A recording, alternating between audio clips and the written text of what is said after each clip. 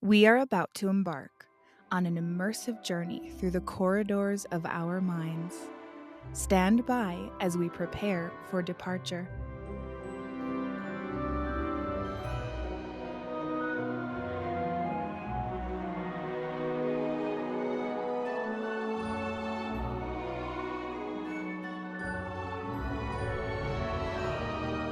Welcome aboard, everyone, to the Productivity with Peace of Mind podcast adventure. Our journey will begin in just a moment. Inhale deeply and exhale. Our voyage takes us on a captivating tour, diving deep into the intricate layers of our thoughts and imagination. Brace yourselves for the complexities of our evolution. For a safe and enjoyable journey, stay seated. Secure your helmet and protective goggles, and keep hands, feet, and legs inside while the ride is moving. Now relax and enjoy.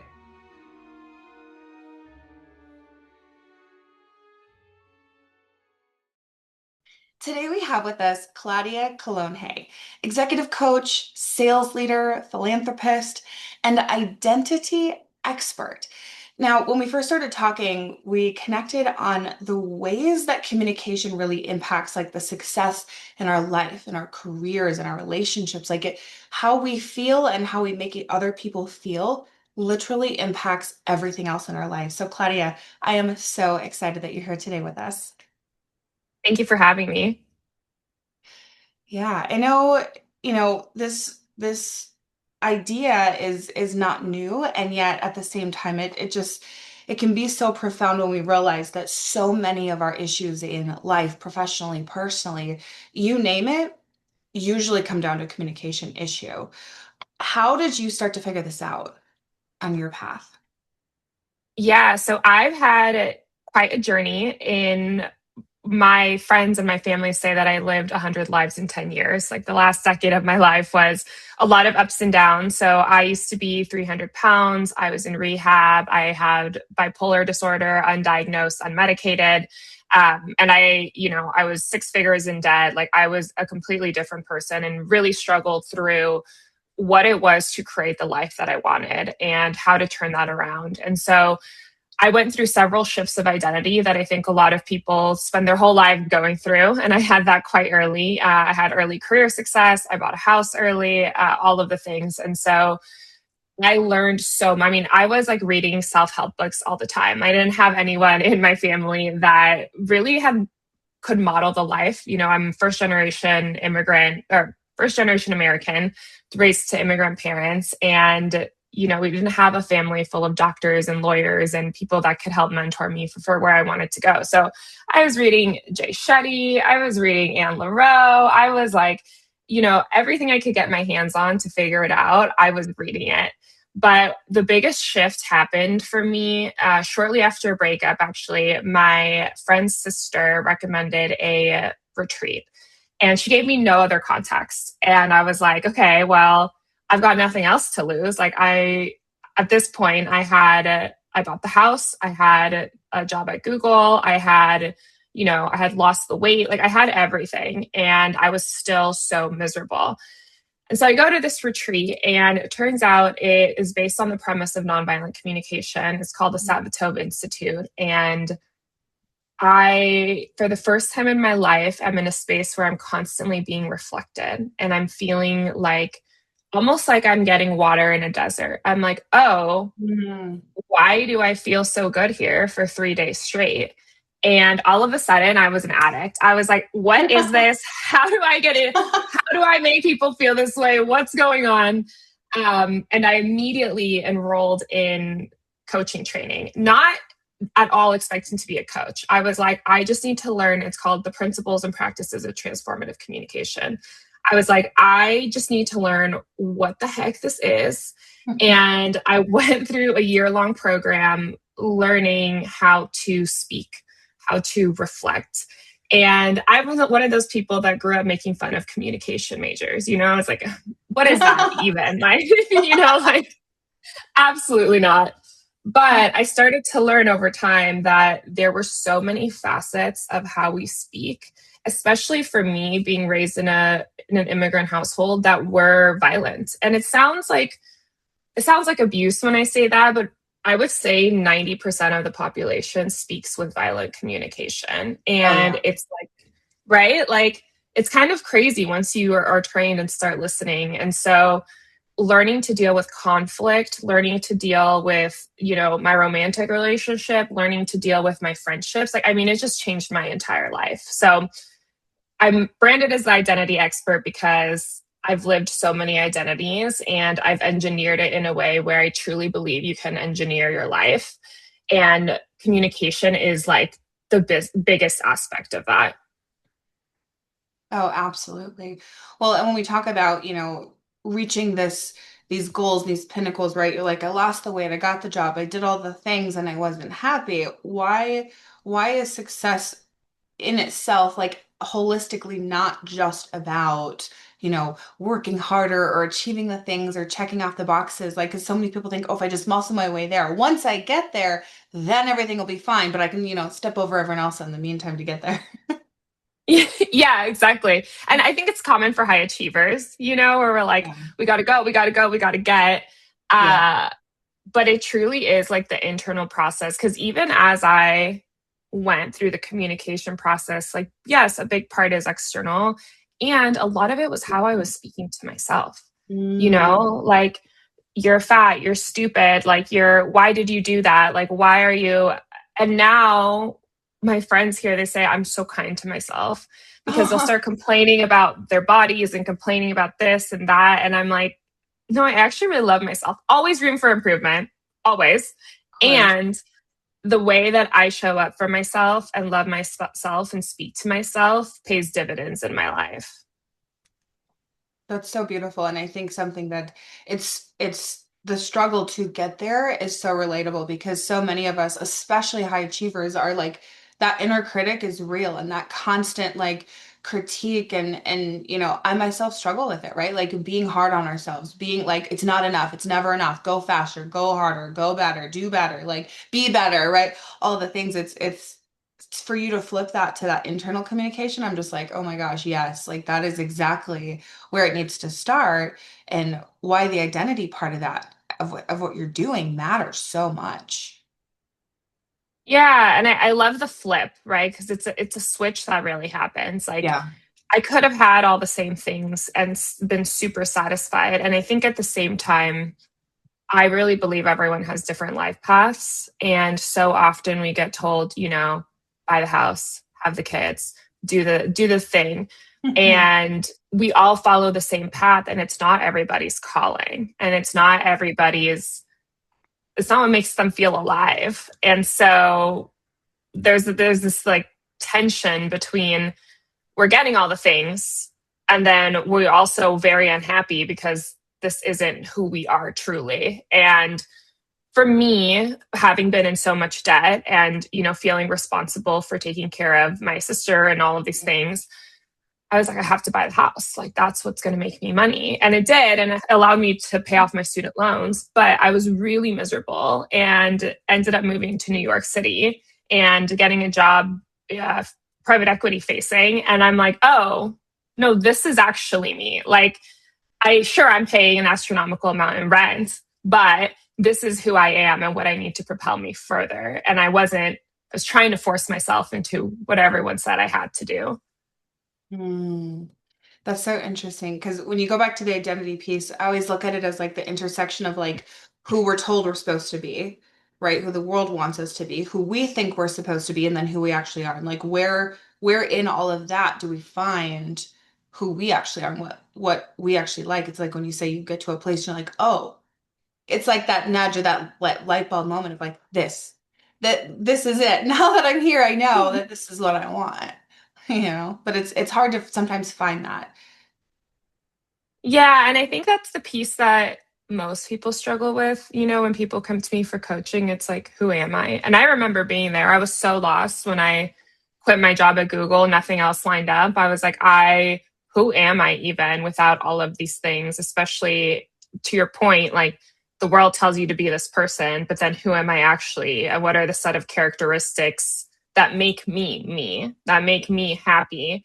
And I think that the reason communication is so important is, again, that connection to self and that connection to speaking to myself kindly allowed me to figure out, oh, well, my compass is more important than what everyone else around me is saying. And I get to honor that and respect that, and then get to have action after that.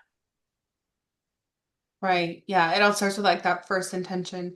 And why do you think we're never taught this in our lives? Like no one teaches us how to communicate in a way that creates that connection and that, like you said, you went to that retreat. If you just felt so good for 3 whole days, you're like, everyone should feel this way. Like, why don't, if it feels that good, like, why do you think we're never taught this? Or why isn't this like more commonly known? I think it's the same way that people don't get mental health help. Like, there's so Mhm. many reasons. Like, Yeah.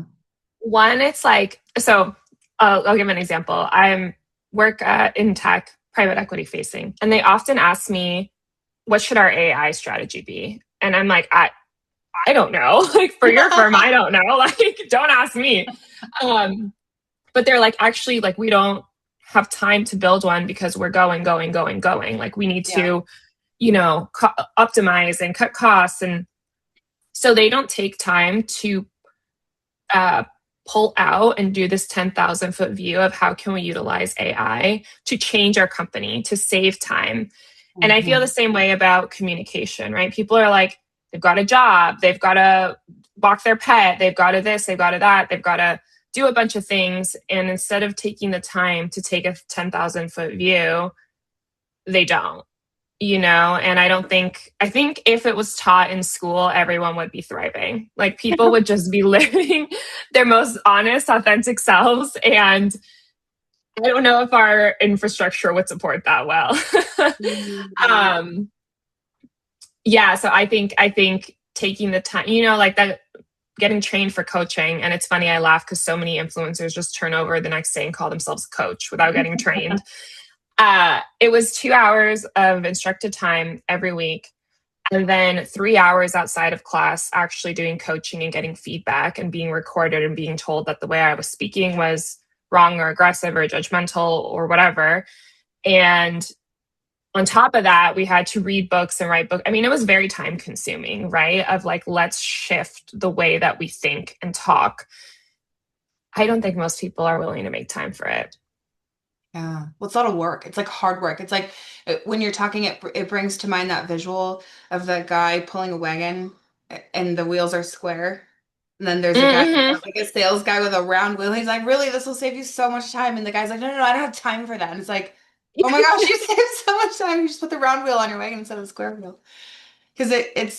Take a moment. Yeah, right. It's that slow down to speed up concept, right? Like if you can slow down now for more of a long-term benefit later, you really will reap the benefits. But I think so many of us just like live in that instant gratification. It's like difficult conversations. No one wants to have them. We want to sweep things No. under the rug. We want to avoid, numb, drink, shop, spend, eat, watch TV, all the things, right?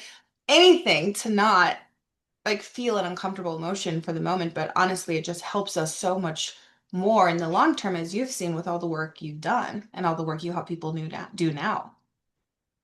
Yeah, and I love the slow down to speed up because it doesn't, people just want to go fast. Yeah. We always want to go fast, but it's truly life-changing work. Yeah, it's really cool. I remember the first time I was reading through one of their books, I was just like I think my brain exploded like 3 times because I was like, wait, this is because it doesn't come natural, right? It's Mm-mm. not built into the way, the leadership in business or, in entrepreneurial spaces. Like it's just not built in, right? Mhm. We're surviving. We're getting day to day. We're not thinking like, how do I optimize this connection? How do I know for me myself, like I operated like this lone wolf a lot of my life, for better or for worse. That's how I was, right? I thought like, oh, I can get better, I can do better, I can go farther by myself. I don't need anyone. They just get in the way. It took me, a handful of years ago, I started to finally learn, oh, no, we go better and further together. It just takes a Mm. minute initially to establish that, and then you can go way faster than you even thought. Yeah, like you again slow down, like you recalibrated. You were Yes. like, oh, okay, let's reassess and then go together and go further. And I love that because one of the key tenets of nonviolent communication is that conflict actually creates closeness. Yes. And when I heard that, I was like, no way. That's not actually not possible. That's not what it created in my life. uh, but learning to understand that every person has needs and the thing, whatever they're saying, even if it's crass, is coming from a need or experience that they had. Yeah. And, I work with CEOs a lot. I work with partners. I work with, I'm in these very high end spaces and mostly male dominated, right? And I've had people say the craziest things to me. And I think that if I hadn't gone through this training, I would be very offended. Um, Yeah. like I had this the CEO one time tell me, I don't know what we were talking about. We went out to dinner. He was about to sign a massive deal. And he said, well, I just can't believe the Mexicans in the country. And I'm brown, I'm not Mexican, but he didn't know that. I could be Mexican, right? And he said this and I was like, "Oh, where's that coming from?" And I got really curious and Mhm. turns out that he just had a very terrible experience early in life with somebody who was Mexican and he hadn't really had a lot of exposure outside of that. And we went through essentially, I call myself like a highly paid therapist. Like, I'm in these spaces and I conducted this whole therapy session. By the end of it, he was signing the check and he Yeah. said that he felt so understood. And I could have gone a different direction. I could have gone, well, screw you. This is ridiculous. Like, why would you ever say that? This is not an okay thing to say, which has a place in time. But in that moment, his guard was down and he was vulnerable. And so I think coming from a place of, well, what's going on for you is just so different. Yeah. Yeah, I love that, like, where is that coming from? But I'm also hearing a really huge shift when you're changing that approach because like if you hear something that's offensive or rude or whatever or what you feel like is closed-minded or different from your own views, you you're thinking about and you get offended. Like when you get offended, you're thinking about yourself.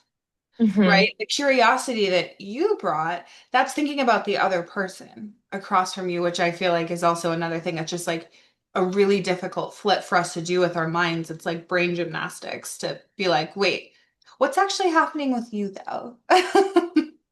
Yeah, and that's so true because flipping it, and I read a statistic I'm in the process of writing a book about identity and how we have an identity portfolio. And I truly believe that 1% of who we are is fixed, and then everything else we can engineer. But I was in the process of reading the statistic, and it said that I think it's 90 or 95% of people say that they're self aware, but when they conducted a study, it's actually 5%. And it just requires such a high level of connection and self awareness before we can be like, oh, what's going on for you, actually? Because I don't have a desire and need to feel seen at this moment because I already have that connection within myself. But so many Mm, people have this need of, well, listen to me, or this is what I think, or let me just shove my ideas down your throat and not let you speak. And I actually don't care what's happening for you. And it's not, I don't think it's malicious. It's just something that's inherent in our culture right now. hmm Yeah, it goes back to that survival, like and trying to like force your own needs versus like acknowledge and address the needs of others. Because I think in like a culture of like taking, you start to get more focused on like I need to be fulfilled before I'm thinking about just giving and fulfilling everyone else because I know that I'll be good. Yeah, exactly. I think the fulfillment piece too is most of us aren't living for fulfilled, and it's not, Right. and it's challenging. And I also have so much empathy because I was there. I have empathy for people. And at Yeah. the same time, like, we can only blame our environment and our parents and everyone else for so long before we take responsibility. Yeah. Exactly. Well, it also makes me think too, like even just reflecting on myself, like I feel like there's times I've been really good at that. And then there's also times I revert back and then I'm not so good at it anymore. Is there like, do you think that those needs, like communication needs like kind of dip and vary and like come and go for people? Oh, absolutely. I think it's Yeah. just what does my mentor say? He says, we have the same battles our whole lives. We just learn to deal with them better. And so Mhm. he says he goes and he falls into the same trap over and over. But Yeah. instead of it taking him 3 months to address or recover, it now takes him a day. And Oh, so it's just being cognizant of, and I yeah. experienced that in because I'm bipolar. So I cycle between, I'm really manic and not sleeping. And, just I'm like, I feel like I've had 10 cups of coffee and then I totally crash out and I'm like not getting out of bed, not doing well. And they used to last like months. And I had a crash out this week. It lasted 3 days. And then I woke up on day 4 and I was like, we're good to go. I was like, that's crazy. But I have all of the tools now, right? Like I Yeah. have my anxiety blanket and I know that my thoughts aren't real and I'm still taking care of myself. And so understanding how we work too has been such a critical part because like I think a lot of people again aren't self-aware of how they work and how they operate and that's such a critical component of falling off in the process. Yeah. Well, like I literally got chills. You talked about like, going from 3 years to 3 months to 3 days to 3 hours. Like being able to recognize that, I think can shift how you feel about yourself. And especially when you talk about identity, it's like, because when you have a slip up or you fall back into old behaviors and patterns, or you fall into old ways of communicating that maybe are like more violent, like we say violent in the sense of like, not like overtly violence, but like that undertone of aggression and anger and thinking about yourself versus the other people, but you fall back into that and then you feel like, oh, I'm bad, I'm unworthy, see, I can't learn, I won't change, I'll never get better, like, but this like non-judgment part of it that you bring and this compassion part that you bring is like, yeah, but I got better. Like I snapped out of it in 3 days, and now I snapped out of it in 3 hours, and now I snapped out of it in whatever, like, you know what I mean, like noticing that you're catching yourself and like getting better quicker, even when that Mhm. those waves come, I think can help that identity piece and how you feel better about your progress and see that that is growth, that is progress. Yeah, and compassion is truly everything in the process of life. Like that's what I've learned, Yeah. is like I appreciate you bringing it up because the giving ourselves grace allows us to move forward. Again, it's like the slowing down, right? Like, okay, let's take a moment. One of my mentors gave me a book called The Gap and the Gain. Oh yeah. And have you read it? Yeah. Yeah. Yeah. And I think especially again, high achievers, like we're like, okay, we gotta go, we gotta go, we gotta go. And we're always missing something. Like there's a huge gap in what we're doing because for Yeah. example, I finished the first draft of my book, but I should be a bestseller by now, right? Yeah, I'm like, always. Yeah. Like, wait. I have a massive gap. And at the same time, a year ago, I was still so unclear on what I was writing. And at this point, to complete a draft is massive. And so focusing on, okay, what have I gained? Like, I mean, I struggle with this like every day. Like, I literally have to write in my journal, like, okay, what have I accomplished? How am I feeling? Did I give myself grace this week?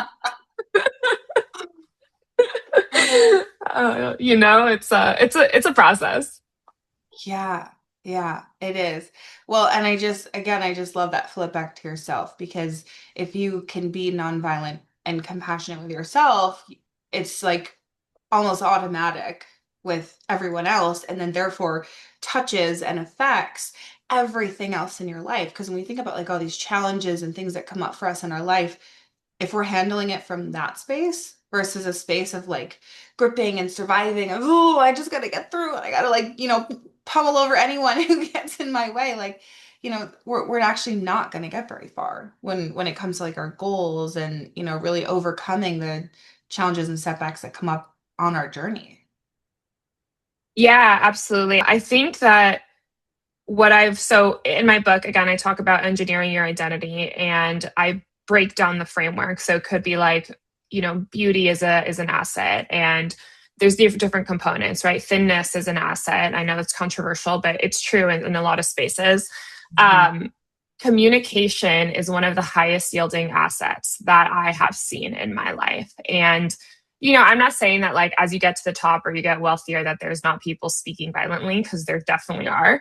Yeah. But the way to get further is by listening to people and their needs and how you present yourself in language. And that's what creates like true life-changing connections that takes you further, especially in the Defining Decade. Meg Jay talks about weak ties, and the people that take you furthest in life are not actually your best friends. Like, I mean, they can, but they're not the people closest to you. They're actually weak ties. So maybe someone you met at work, or I don't know, at the gym, and connecting with those people. And in those moments, you don't have as many interactions. So the interactions that we have to be communicated properly in order for them to propel us further.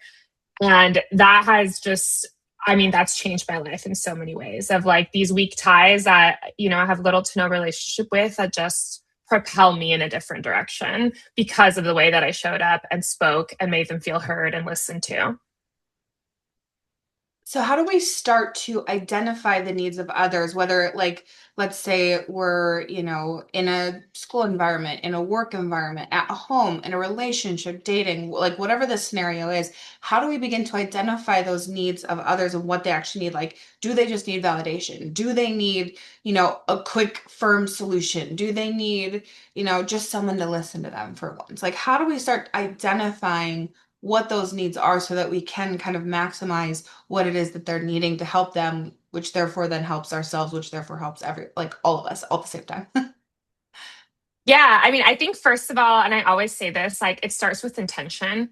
Like, what is the intent of going into that conversation? So for example, like what that CEO said to me, if that had been a family member, I would be like, okay, hold on, let's challenge, let's challenge that a little bit. Yeah. But at the time I was trying to close a deal. So there was a different intention. True.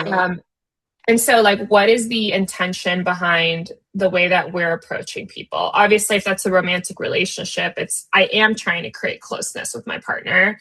And so let's come in trying to validate and understand.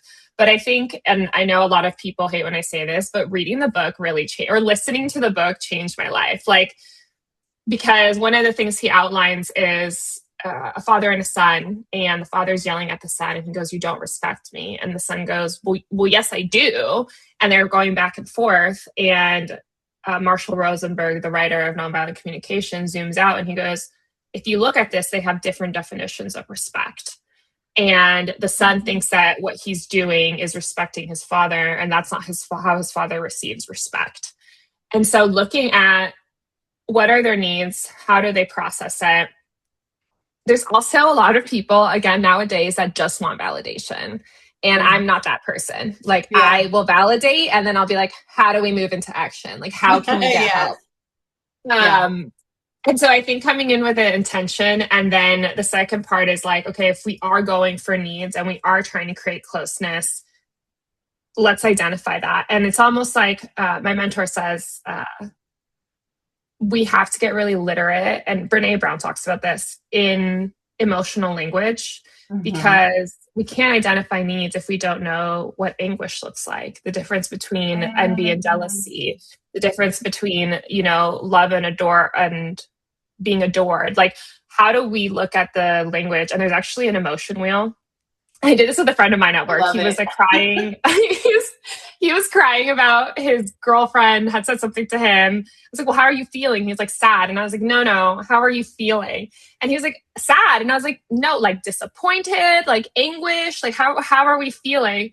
And so I brought up the emotion wheel, and he was like, this is revolutionary. I was like, I know. And so he went home with that, and him and his girlfriend were able to smooth things over. And he's like, I wouldn't have been able to do that if I didn't have the language for it. So creating the language in our mind, or not creating, understanding the language is how we start to identify those needs. That's so cool. I actually keep those on my refrigerator as a magnet for myself. because I always want to like drill down further. Like, okay, I'm not just sad. Or I'm not, I'm not just anxious. I'm worried or I'm concerned or like what is that actual next step of like where I'm actually at and how I'm feeling. I think it's Atlas of the Heart of Yeah, Renee's book. Is that the one exactly. that you're referring to? Because she's got like all the emotions and like the vocabulary for that. Like just, yeah, knowing how to communicate for yourself versus, just, yeah, that makes a lot of sense. Because when you know your own needs and can identify your own, I can imagine you would understand other people's more quickly. Exactly. And like you having that on your fridge and seeing that and like taking again self-awareness, right? And Yeah. like and also like being willing to work on yourself even and like I think the example I gave was like, okay, well, I went through a year-long course, so should everybody. But no, like taking those moments of, okay, let's identify my emotions and my needs, and that having that be a daily practice or a weekly practice it puts you ahead of everybody else by like 1,000 light years, right? Because you already can start to understand better. Yeah, yeah. It's such a good point because so many people just go through not even understanding themselves. And like, of course, if you don't understand yourself, like it sounds obvious, but until you sit and really think about it, you're like, oh yeah, yeah. If you don't understand yourself, you're not going to understand others as well. Yeah, it's funny you say that because I was in my book, I was writing about nonviolent communication, and I'm like writing out a lot, I'm citing a lot of the stuff, and I'm like, it does sound really basic on paper. Like Right? it sounds so simple, and it's so difficult in practice. Yes. It's so much harder than it sounds. Like you read it, you're like, of course, obviously. Like Yeah, obviously like that's the better thing to say, but then in an argument, we don't say that. so it's so funny. My ex used to be like, he was like so good at communicating, and he would always come, and I was like, I sometimes the emotions were so big, I would avoid it altogether. And I was like, I would like run away. And he was like, Mm. Claudia, he's like, I'm trying to like love you. I'm trying to understand you. Let And me I was love like, you. okay, you're right. Okay, Oh, I'll tell you how I'm feeling. But even, sometimes even identifying those needs and sharing it when they're really big feels so scary. yeah. Yeah.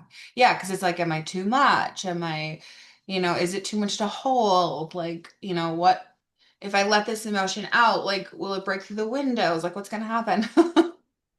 Yeah, and I think, I had a friendship breakup last year, and like she would just not hold the emotions. Like Mm. if I brought it up, it was a fight and it was a character attack. And I was like, I cannot be involved in this anymore.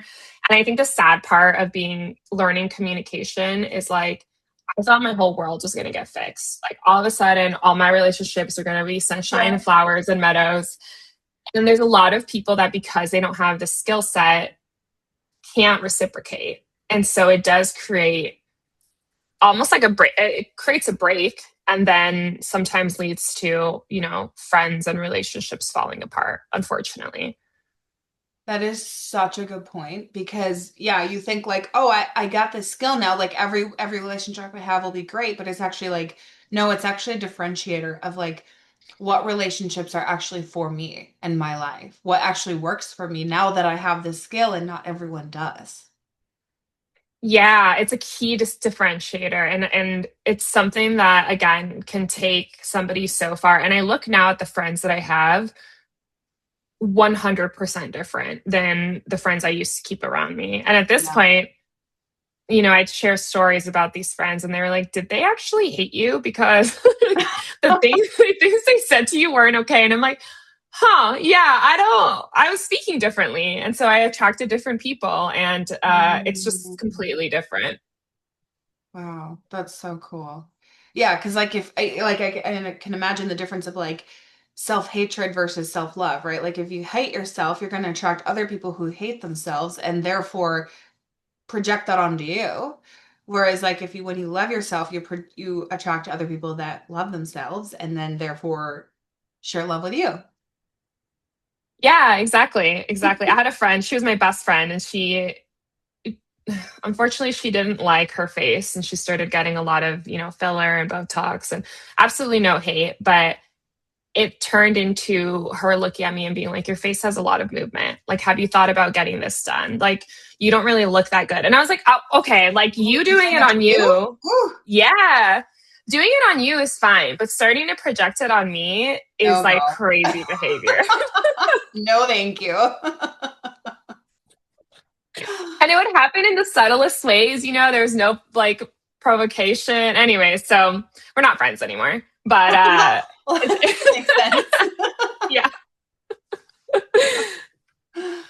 Oh my gosh. Well, you know, and I was thinking about too, like how you were talking about with the relationship, the ex that you had, and you would kind of like leave the situation and almost have this like avoidance behavior.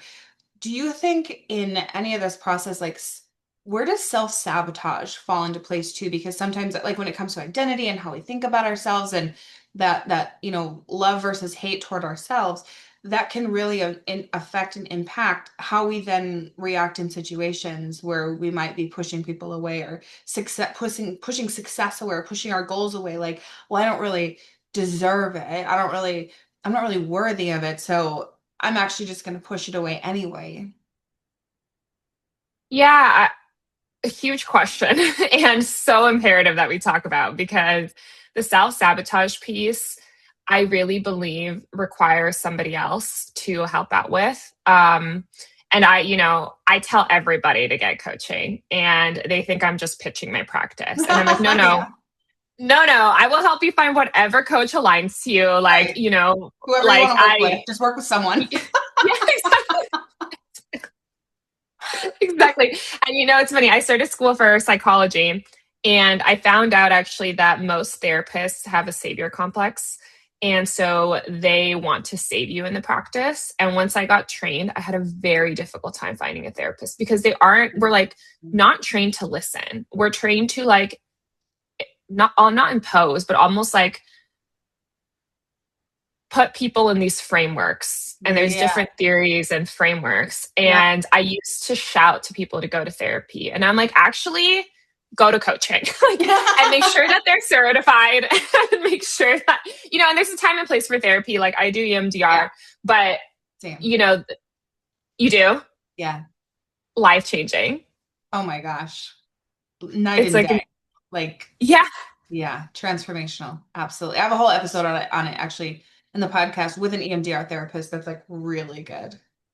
Oh my gosh, I did not listen to that one. I'll have to listen to it. I'll ping it to you after. Yes, please. But I think with coaching, again, for high achievers where you're trying to go somewhere, like I have coaches, you know, I have a coach to help me through my book because sometimes I'm like, who am I to be a bestseller? Who am I to be talking to this big agent? Like, who am I to like have it, you know?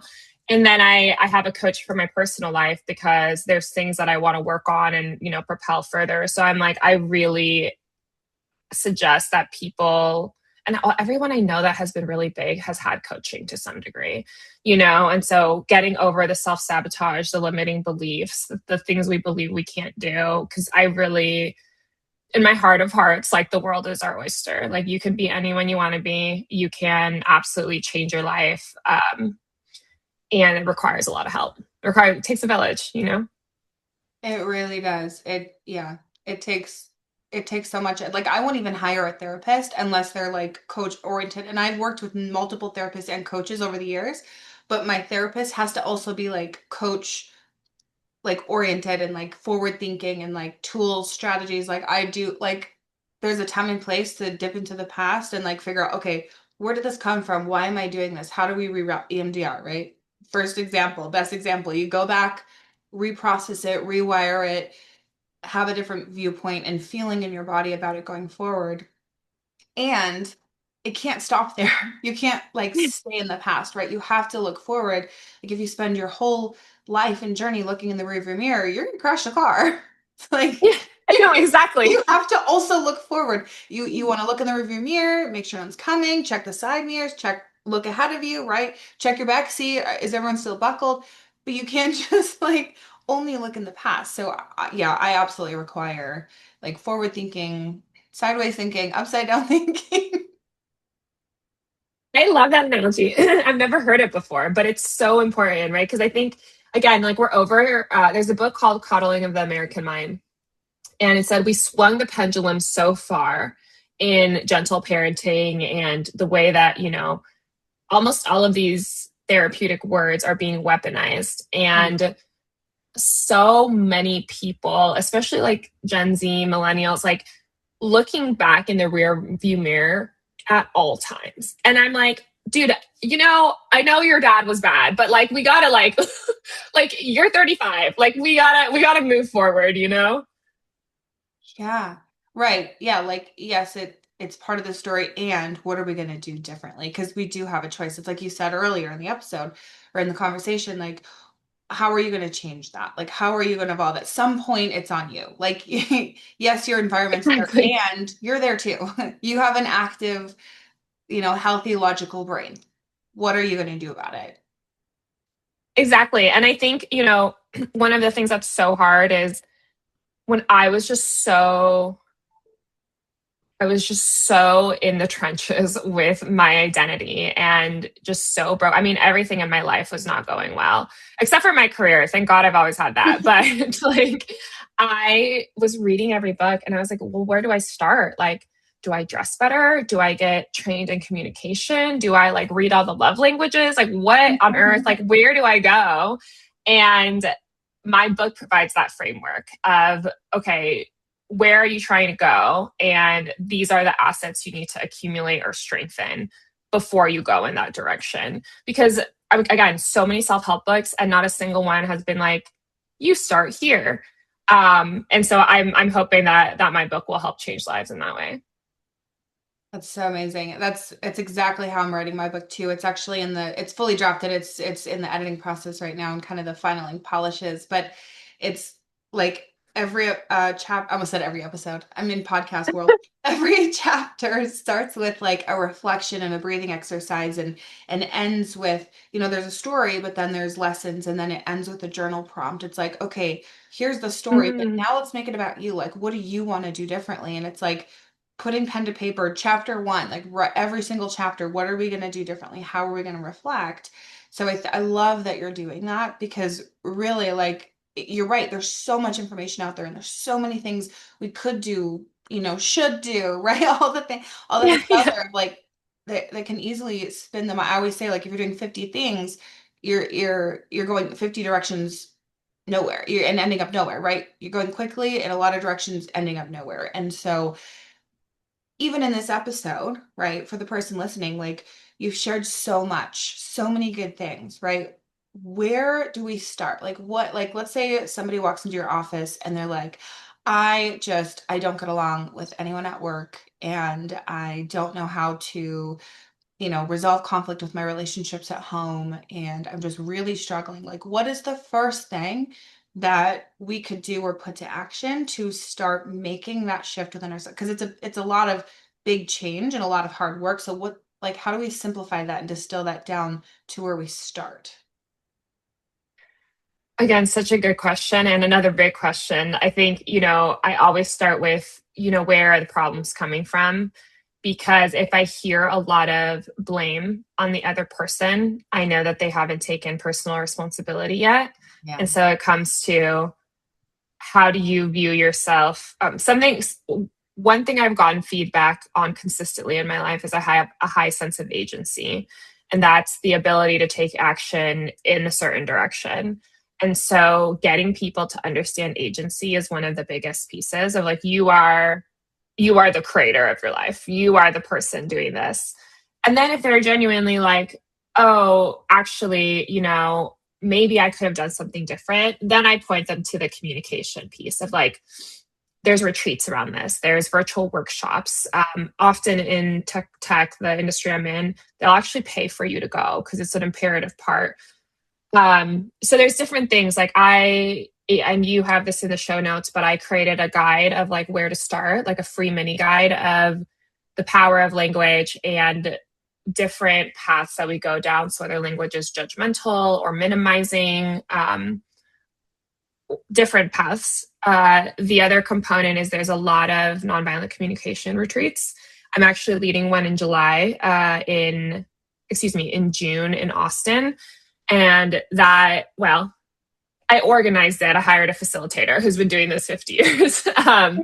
But there's retreats like that where it's 3-day workshops that are so important that you can actually experience and get feedback on. And then there's like retreats. So I think and podcasts and on my Substack, I have a link of books I recommend. So depending on how the person learns, and I always ask, how do you learn best? Is it audio? Is it in person? What's the best?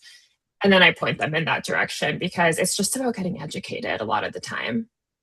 Yeah. Okay. So what I'm hearing is like figuring out like what works best for you, like what platform or medium works best for you, and then just starting to learn, starting to get aware and like almost like opening that door and allowing in that reflection to see like, how am I communicating? How am I showing up? Because if we don't start with ourselves, then, obviously you can't control or tell other people what to do, but our actions and thinking will absolutely affect our environment over time. Absolutely. It's the compounding piece of identity, right? Is like we start here, we change, and then in the same way that our portfolio grows, it compounds over time. Like little by little, going up to your fridge and figuring out the emotion, right? Like little by little, those changes start to get ingrained in us. Yes, yes. Add the magnet to your fridge. It's like such a game changer. No, I know. I'm like, I'm gonna order one because I need that. When I told my dad about the emotion wheel, he was so floored that he actually printed it out and like he has it above his desk. That's so cool. Yeah, like my fridge literally looks like a kindergarten classroom. Like it's like your emotions and like are we in the the red, yellow, blue, or green zone? Are we like it's hilarious. But it's helpful. I It's love fun. that. Yeah. It's important. It's funny. My friends make fun of me because in all the books I read, everyone that's successful does like a vision board, right? Yep. So I print out, like I literally have the title of my book. It says #1 New York Times bestseller. And I've been showing it to everyone. They're like, I love that you do that. They're like, you always do that. But 80% of the things that I put up come true. Yep. And it's because we're like training the subconscious mind. Like we're training it with the emotions. We're training it with the things that we want and orienting ourselves. And so I think it's maybe new for a lot of people that haven't read self-help books their whole life, but it's very common for, high achievers and people that have typically done something big, right? Of like, let's start to ingrain that in our subconscious. Yeah.